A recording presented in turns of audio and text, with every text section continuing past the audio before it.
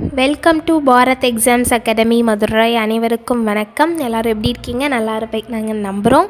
So next நம்ம இன்றைக்கி என்ன பார்க்க போகிறோம்னு பார்த்தீங்கன்னா, ஆல்ரெடி நம்ம ஸ்டெனோ டைப்பிஸ்ட் அண்ட் ஜூனியர் அசிஸ்டன்ஸ்க்குரிய vacancy list, communal rank list, அதாவது கட் ஆஃப் இவ்வளோ இருந்தால் போயிடலாம் அப்படின்ற மாதிரி நம்ம பார்த்துட்டு இருந்தோம்.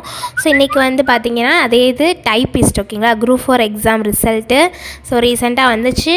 ஸோ எல்லாருமே வந்து நிறைய பேர் ஹாப்பியாக இருப்பீங்க, நிறைய பேர் ஐயோ நடா மார்க் போயிடுச்சுன்னு சொல்லிட்டு ஷேடாகவும் இருப்பீங்க. ஸோ யாருமே ஃபீல் பண்ணாதீங்க.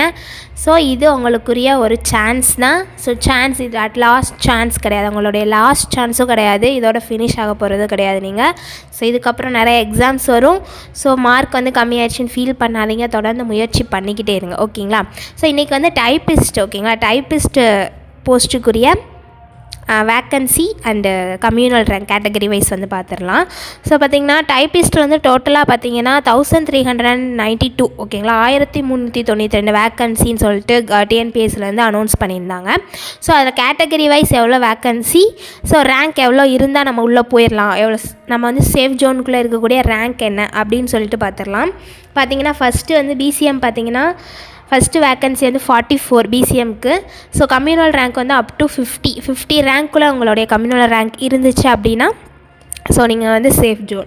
அதே மாதிரி பிசி பார்த்திங்கன்னா டோட்டலாக வந்து 370 வேக்கன்சி அப் டு 550 ரேங்க் வரை நீங்கள் இருந்தீங்கன்னா நீங்களும் சேஃப் ஜோன் தான்.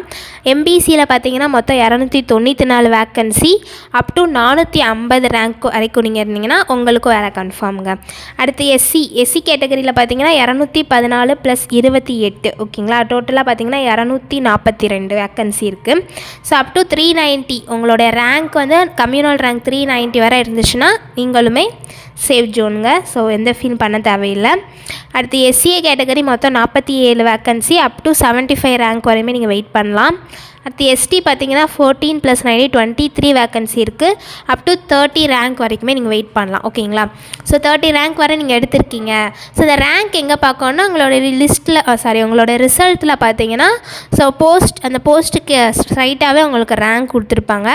So first junior assistant apply பண்ணியிருந்தீங்கன்னா அதுக்கு நேரம் அவங்களோட ரேங்க் இருக்கும், ஓவரால் ரேங்க், கம்யூனல் ரேங்க் ரெண்டுமே இருக்கும். ஸோ நீங்கள் பார்க்க வேண்டியது கம்யூனல் ரேங்க், ஓகேங்களா. கம்யூனல் ரேங்க் வைஸ் தான் நம்ம வந்து வீடியோஸ் போட்டிருக்கோம். ஸோ அதனால் கம்யூனல் ரேங்க் வச்சு நீங்கள் இந்த வீடியோவை வச்சு பார்த்தீங்கன்னா ஓகே நீங்கள் சேஃப் ஜோனில் இருக்கீங்களா இல்லை அவுட் ஆஃப் போர்ஷன், அதான் இல்லை நான் அதுக்குள்ளேயே இல்லைப்பா, பக்கத்தில் கூட இல்லைப்பா அப்படின்ற மாதிரி இருப்போம், இல்லை கொஞ்சம் ஜஸ்ட்டு மிஸ்ஸில் போயிடுச்சு அப்படின்றவங்களே இருப்பீங்க. ஸோ யாருமே ஃபீல் பண்ணாதீங்க. ஸோ இந்த ரேங்க்குள்ளே இருக்கிறவங்களுக்கு கங்க்ராச்சுலேஷன்ஸ். ஸோ உங்களுக்கான வேலை உங்களை தேடி வரப்போகுது இந்த இயர்க்குள்ளே. ஸோ மற்றவங்க யாருமே ஃபீல் பண்ண வேணாம், உங்களுக்குரிய வேலையும் இனி வரும் வருடங்களில் உங்களை தேடி வரும். ஸோ ஃபீல் பண்ணாமல் தொடர்ந்து முயற்சி பண்ணிக்கிட்டே இருங்க, முயற்சியை மட்டும் கைவிட்டாதீங்க, முயற்சி திருவினையாக்கும். கண்டிப்பாக உங்களுடைய முயற்சி ஒரு நாள் வெற்றியில் கொண்டு போய் தான் சேர்க்கும் அப்படின்றதுல எந்த வித டவுட் இல்லாமல் ஒர்க் பண்ணுங்கள், ஓகேங்களா. எந்த ஒர்க்கையுமே வந்து டவுட் இல்லாமல் பண்ணுங்கள். ஓகே இது முடியுமா முடியாதா, பாஸ் ஆயிடுவோமா ஆக மாட்டோமோ, என்ன ஆனாலும் பரவாயில்ல, நம்மளோட முயற்சி 100% கொடுங்க, அதுக்குரிய 100% ரிசல்ட்டை அந்த காட் உங்களுக்கு தருவார். ஸோ யாருமே ஃபீல் பண்ணாதீங்க. ஸோ ரொம்ப எஃபர்ட் போட்டு படித்தோம் ஜஸ்ட் மிஸ்ஸில் மிஸ் ஆயிடுச்சு அப்படின்னு சொல்லி யாருமே ஃபீல் பண்ணாதீங்க. நெக்ஸ்ட்டு சொல்லிட்டு உங்களுடைய அடுத்த நிலையை நோக்கி ஓடிக்கிட்டே இருங்க. இதே நிலையில் நீங்கள் நிற்காதீங்க, ஓகேங்களா. இதே நிலையில் நின்னீங்கன்னா அவ்வளோதான், உங்களுடைய நிலை அப்படியே ஸ்டாப் ஆயிரும். ஸோ இதுக்கு மேலே நீங்கள் முயற்சி பண்ணால் தான் உங்களுடைய நிலை உயரும், உங்கள் வாழ்க்கை உயரும், ஓகேங்களா. ஸோ கவர்மெண்ட் எக்ஸாம் படிக்கிற எல்லாருமே வந்து ஒரு எக்ஸாம், ஓகே நம்மளோட சேல்ரி இன்க்ரீஸ் ஆகும் அப்படின்றத விட இட்ஸ் ஒரு சர்வீஸ், ஓகேங்களா. கவர்மெண்ட் ஜாப்பில் இருக்கவங்களுமே சர்வ் பண்ணுறவங்க தான், நம்மளாம் சர்வீஸ் பண்ணுறதுக்காக தான் உழைச்சிக்கிட்டு இருக்கோம். ஸோ அந்த சர்வீஸை வந்து கண்டிப்பாக கடவுள் நம்மளுக்காக அந்த சர்வீஸ்க்குரிய பணியை நம்மளுக்காண்டி ஒதுக்கி தருவாருன்னு சொல்லி நம்பி நம்ம இதுக்கு மேலேயுமே நம்ம படிக்க ஆரம்பிக்கலாம். ஸோ படிக்கிறவங்க நல்லா ஒரு பிளான் பண்ணி படிங்க, முயற்சியோடு படிங்க, இனி வர நாட்கள் எல்லாத்தையுமே வீணாக்காமல் படிங்க.